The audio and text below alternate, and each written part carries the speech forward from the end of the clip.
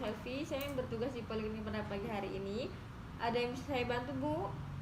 Nggak ada sih Bu, saya ingin kunjungan aja Bu.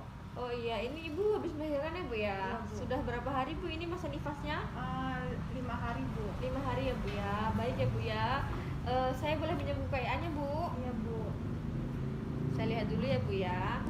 Dengan Ibu Tia ya. Ibu Tia ini usianya 22 tahun ya Bu ya. Iya, Oh ini bener ya Bu ya. Ini hari kelima ya Bu ya. Ibu nanti di sini saya akan menjelaskan kepada Ibu. Di sini saya akan memberikan pendidikan kesehatan ya Bu ya tentang pengertian tromboflebitis ya Bu ya, atau itu dia peradangan pada dinding vena dan biasanya disertai nyeri atau bukuan darah. Ya, biasanya itu kayak bengkak di kaki gitu loh ya Bu ya. Ya, Bu. Apakah Ibu bersedia? Bersedia, Ibu Bu. bersedia, saya akan menutup privasi terlebih dahulu ya Bu ya. Ya, Bu. Menjaga privasi. Bagi ya Bu ya, jadi Ibu sudah pernah mendengar tromboflebitis Bu? Belum Bu. Belum pernah ya Bu ya. Jadi itu tadi Bu, tromboflebitis itu dia kayak kakinya itu seperti bengkak seperti itu ya Bu ya.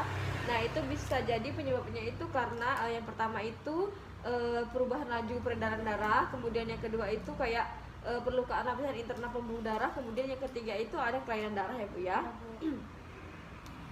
Kemudian faktor resiko tromboflebitis itu yang pertama ada pasca bedah ya Bu ya, atau perluasan infeksi endometrium. Kemudian yang kedua mempunyai varisis pada vena. Kemudian yang ketiga obesitas. Kemudian yang empat ada pernah mengalami tromboflebitis ini juga. Kemudian ada juga yang berusia 30 tahun lebih dan pada saat persalinan berada pada posisi stir up untuk waktu yang lama ya Bu ya. Kemudian bisa jadi karena trauma, kemudian bisa jadi juga karena adanya malignitas yang terjadi pada salah satu segmen vena. Jadi Bu, klasifikasi tromboflebitis itu yang pertama dia pelviotromboflebitis, kemudian yang kedua ada tromboflebitis femoralis ya Bu ya.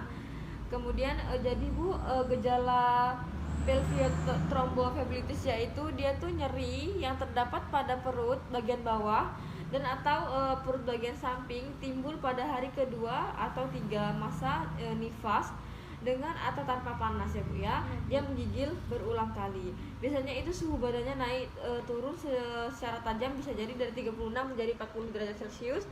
Terus kemudian cenderung terbentuk pus yaitu nanah yang menjalar kemana-mana terutama ke paru-paru. Kemudian bisa jadi karena abses dan pelvis ya Bu ya. Iya Bu.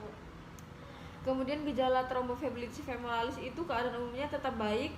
Suhu badan subfebris 7 sampai 10 ya Bu ya. Biasanya kaki biasanya dalam keadaan fleksi. Jadi bagian dalam salah satu kaki tegang dan keras, kemudian nyeri hebat pada lipatan paha. Kemudian saya akan menjelaskan tentang penanganan tromboflebitis yaitu ya Bu ya. Yang pertama dia lakukan pencegahan terhadap endometritis dan tromboflebitis dengan menggunakan teknik aseptif yang baik ya Bu ya. Iya, Bu. Kemudian anjurkan penderita itu biasanya untuk tirah baring, untuk pemantauan gejala penyakit dan mencegah terjadinya emboli pulmonium ya Bu ya. Iya, Bu. Kemudian yang ketiga itu anjurkan ibu ambulasi dini untuk meningkatkan sirkulasi darah dan pada ekstremitas bawah. Kemudian pastikan klien untuk tidak berada pada posisi litotomi untuk dan menggantung kaki lebih dari 1 jam. Jadi ibu tidak boleh menggantung kakinya 1 jam jika habis lahiran ya Bu ya. Iya, Bu. Kemudian sediakan stocking pendukung kepada klien pasca patrum yang memiliki varises atau vena. Kemudian instruksikan kepada klien untuk memakai stocking pendukung sebelum bangun pagi dan melepaskannya 2 kali sehari untuk mengkaji keadaan kulit di bawahnya. Kemudian yang ketujuh, anjurkan tirah baring dan mengangkat bagian kaki yang terkena ya Bu ya. Apakah ada yang ingin Ibu tanyakan tentang tromboflebitis ini Bu? Tidak ada Bu. Jika tidak ada, nanti apabila Ibu mengalami kayak yang saya sebutkan di atas tadi itu, nanti Ibu bisa kunjungan datang ke sini ya Bu ya. Baik, Bu. Jika tidak ada, ini Bu KIA-nya ya Bu ya. Terima kasih Bu. Terima kasih banyak Ibu. Iya, Bu. Kemudian dokumentasi.